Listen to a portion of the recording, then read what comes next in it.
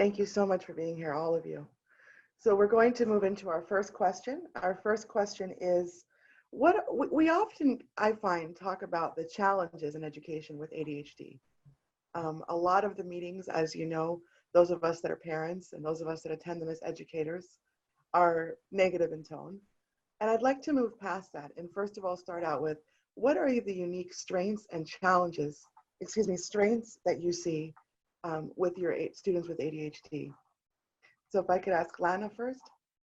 I agree with you absolutely that there's a lot of strengths and challenges, and some of the things that in Croatia we're seeing is that finally schools are actually becoming a lot more actively involved in supporting ADD and ADHD in students by providing, for example, in our school we have special ed and learning support, which is also pushing into the classroom, also working one-on-one. And really, some of the strengths are that those children are not excluded. They're actually, we're aiming to have a completely inclusive classroom where they can learn maximized, get maximized education. And also other students who don't have ADHD can benefit from them as well. I think some of the strengths that the American International School in Croatia, but definitely in international schools have, is that we can use the cross-curricular materials to really support them as well. It's not necessarily, they don't have to follow a set schedule the same way that maybe it's expected of some state schools. I think we are moving forward with flexible schedules. I think we're moving forward with hopefully the relationship between parents and teachers as well. I think that's really important rather than kind of, it's a separate issue. The schooling and parenting should really be, the child should be developing at both places simultaneously, and trying to balance, I would say, with the music side of it. I'm definitely seeing a lot of changes when we can give them choice. So, if there's a project, of course, in my experience, which is relatively limited, the students who have had ADHD have focused so much more when they choose an area they're passionate in. And that's, in music and sports, I'm pretty sure it's a little bit easier than in some other subjects. But, through playing an instrument, you're multitasking and your brain is absolutely getting used even to an extended level from, let's say, average activities in just, let's say typing or writing. So absolutely some students with ADHD can benefit from these extracurricular activities.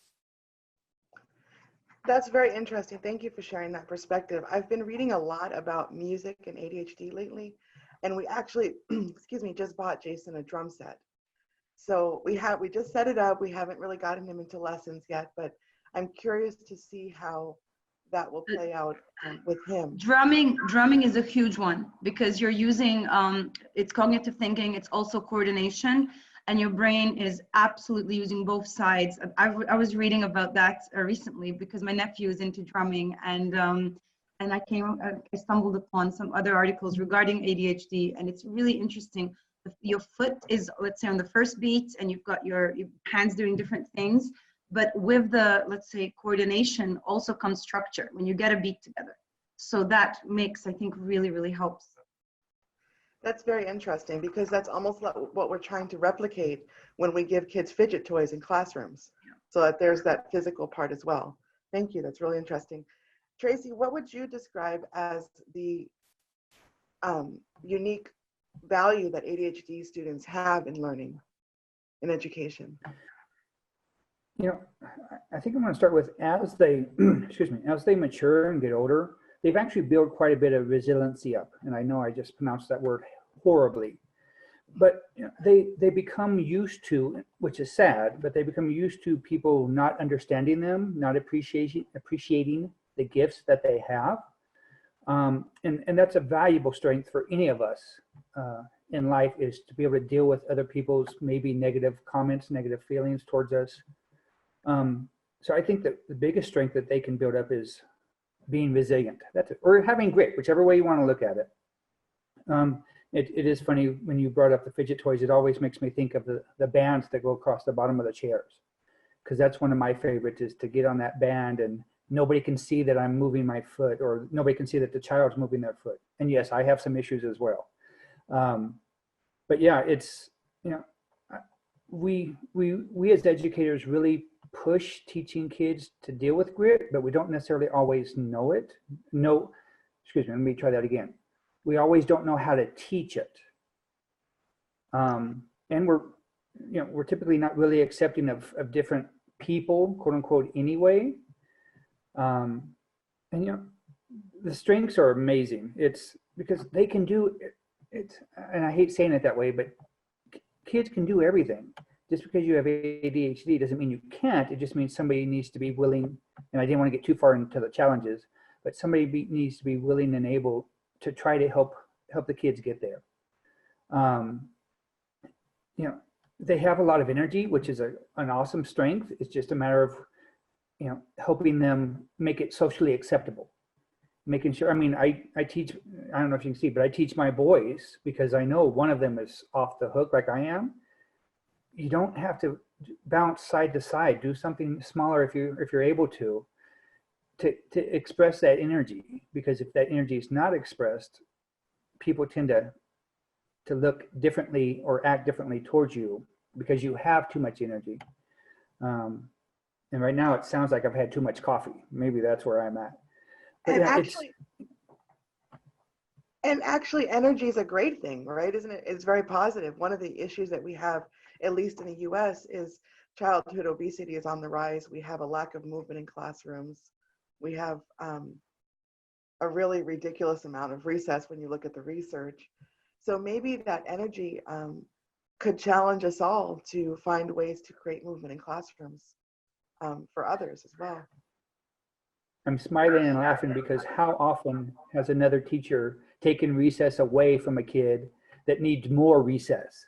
Come on, you've got so much energy, but let me make you sit in this chair. What? It's just crazy. So I have had that battle as a mother. I have fought hard for Jason's recess. Of course, if they need an extra 5 minutes, really, you're going to gain that time back in the classroom if you're worried about quote unquote instructional minutes. Let the kid express that energy and come back, and they're more focused. Exactly. Thank you for that. And Coach Adam, what do you see as the strengths of our students with ADHD? Well, Nicole, it's kind of interesting just listening to everybody. You know this more than anybody. My phrase that pays is, where were you all 30 years ago when I needed you? So I'll give you a little perspective from my experience as a student with ADD and ADHD.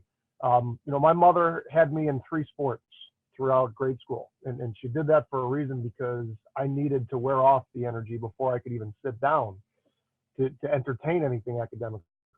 And I think with drumming, and I think with music, and a lot of what people are doing today, I fully support it, because energy is high, and energy is a great thing. That's what we want. We want kids with energy. There's an old saying from Albert Einstein: if you can't explain it simply, you don't know it well enough. And while some people might be offended by that, I go back to an algebra teacher I had in high school that, I don't use algebra in my career or anything that I do today, but he made it so interesting for me that I got straight A's in a very, very challenging academic institution in Chicago. I call it like the Harvard of Chicago. I got straight A's because he made it so interesting that I wanted to show up every day. And I learned something very tough because of the way he presented it and the way he connected with me. So I looking at it from an educator's perspective, we have to realize, I support what Tracy Scott Kelly says, that energy needs to get out. It needs to be useful, because otherwise they're going to sit in a chair, and you're going to see what happens when you don't let a kid disperse that energy. It's not good. So let that energy out in music, in different ways. Let them express that. And on top of that, meet them at their level. Meet them at the way they learn. Because I'm speaking from experience, I was able to learn, very learning challenged, on a subject I didn't even like, with straight A's at a very tough academic institution, because he made me want to learn it. So that's where the beliefs come in, and that's where I've built a lot of my practice and career is. That's where you can meet a kid on how to teach them something they may not even entertain. Exactly. Thank you for that perspective. And one thing that I think of is that In the US, we have the inclusion model, so that we have students with all different disabilities in the general education classroom. And I think that if we look at our students with ADHD as a challenge, but a challenge in a positive light, kind of ups our game as teachers for everybody. So in other words, if we have kids with movement, it forces us to maybe look at ways to incorporate movement in a positive way. And doesn't that benefit everybody? So in a way, if we look, it's all about perspective, right? Like as educators, how we would like to view this. And I think that our kids with ADHD present a great challenge for us in a positive light with movement. Nicole, do you mind if So- I add on to that? Sure. Not all schools have the inclusion model, which we all should be going that direction. And listening to what you just said and thinking about it, if we actually pay enough attention as educators, instructors, just human beings overall, as we notice that kids start to get a little bit excited or fidgety or whatever word you want to use, it actually benefits all the kids in the classroom to give them a few extra minutes just to get the wiggles out, or even go outside for another minute or two. It's not going to hurt the supposedly normal kids, which we know nothing's normal except ourselves, to get that extra energy out as well, and they come back better focused and ready to do what we want them to do, so that we can make them socially acceptable adults.